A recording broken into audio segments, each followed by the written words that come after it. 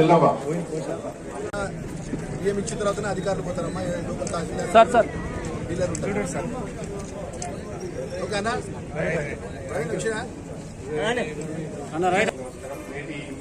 విషయాన్ని ఉద్దేశించి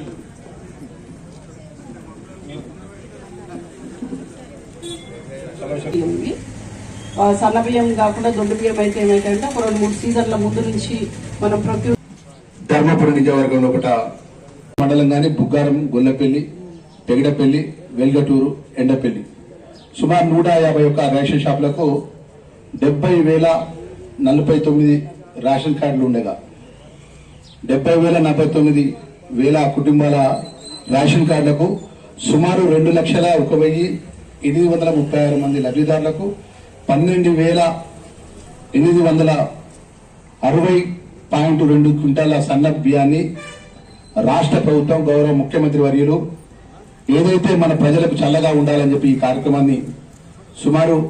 70,000 కుటుంబాలకు